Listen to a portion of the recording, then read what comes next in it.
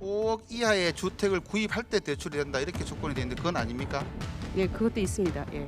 지역에 따라 제가 가격 묻는 따라 거는 5억짜리 다릅니다. 아파트가 있냐 그걸 물어보는 겁니다. 5억짜리 아파트도 있죠. 수도권에도 아파트가 있는 거고요. 혹시나 의원님은 문천마을 사시죠? 아까 예, 말씀하실 때 문천마을은- 문천마을은 얼마 합니까?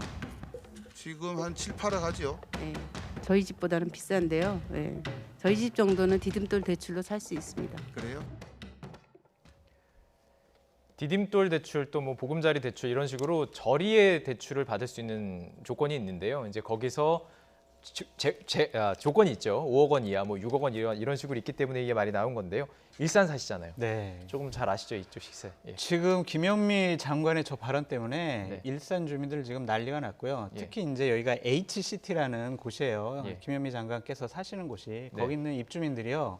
그 공유하는 방이 있답니다. 카톡방 이런 데서 지금 네. 난리가 났다고 그래요. 사과하라고 그러고 그러는데 왜 장관이 저런 얘기 하시는지 모르겠어요. 서울의 집값, 전세값이 폭등을 하고 있다. 이 대책을 마련해라. 이 원인이 뭐냐. 이러한 본질적인 질문에 아니 서울의 집값 비싸고 전세값 비싸면은 일산 같은 데 와서 살면 되지 않아요?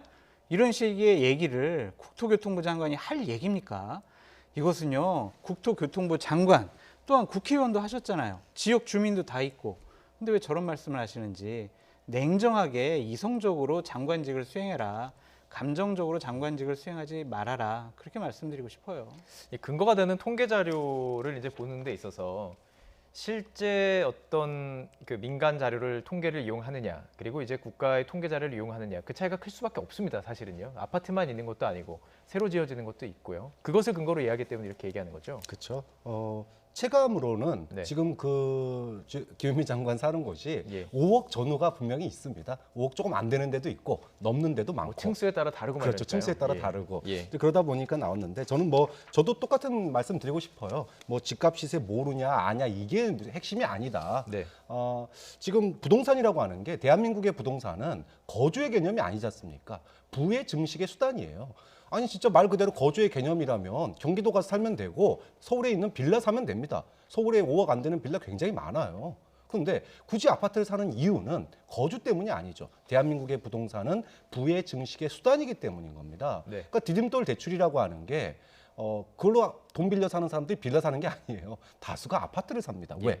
그것을 통해서 목돈을 갖다가 불리기 위해서 소위 부동산에 투자를 하는 거거든요. 네네. 좀 그런 점에 있어서 김미 장관이 문제의 본질을 잘 알고 있느냐, 또 감정, 지금 부동산으로 생긴 국민들의 감정 이 부분을 좀 고려하면서 얘기하고 있느냐, 예. 좀 이런 점에 있어서 30, 40대 특히 20, 30대가 부동산에 대해서 분노하는 이유는 예. 너무 비싸서 디딤돌 대출로는 아파트를 살 수가 없기 때문에 좌절한 건데 예. 그럼 일산 와라 이렇게 얘기하면 그거는 조금 다른 얘기가 되는 거죠. 그럼 네.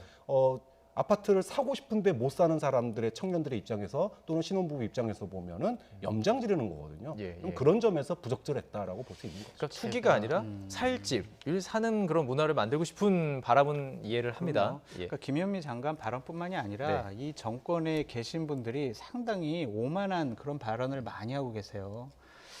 어떤 어떤 의원은 대법관에게 예. 나한테 살려주세요 해보세요. 그럼 예산 줄게요. 이런 식으로 얘기를 하고 여당의 원내대표는 차관한테 욕설을 해요.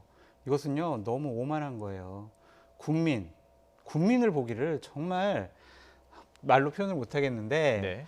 정말 너무 국민을 무시하는 행동을 이 정권에 계신 분들이 많이 해요. 예. 국민의 그렇게 눈높이에 생각하시고, 맞는 그런 말씀을 하셨으면 좋겠다. 예. 어쨌든 나라를 운영하는 분들이잖아요.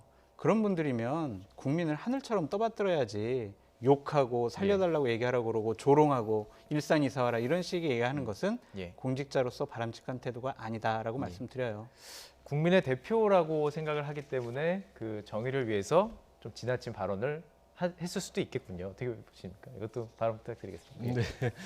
사실 김현미 장관 입장에서 보면 네. 부동산이 투기의 대상이 돼서는 안 된다라고 하는 의지가 강력해요. 네. 그러다 보니까 주거의 공간이 돼야 되고 그랬는데 문제는 일반 국민들이 그렇게 생각하지 않는다라는 겁니다. 그러면은 일반 국민들에게 그렇게 얘기할 수 있으려면 정말로 그 돈으로 살기 편한 아파트에 살 수 있게 해줘야 돼요.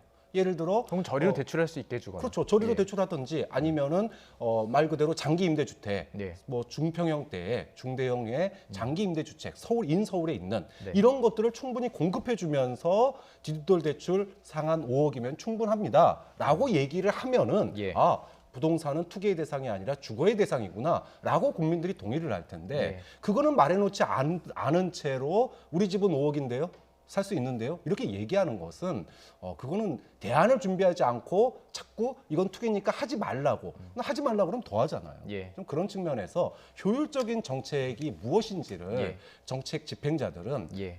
좀 고민해 볼 지점이라고 봅니다. 의도는 이해가 되네요. 이 의도는 충분히 뭐 5억 이하의 집들이 있다는 의미로 얘기를 하신 것 같은데 지금 국민들의 어떤 민심들을 자극하는 발언들이 나오고 있다 이렇게 지적을 해주셨습니다.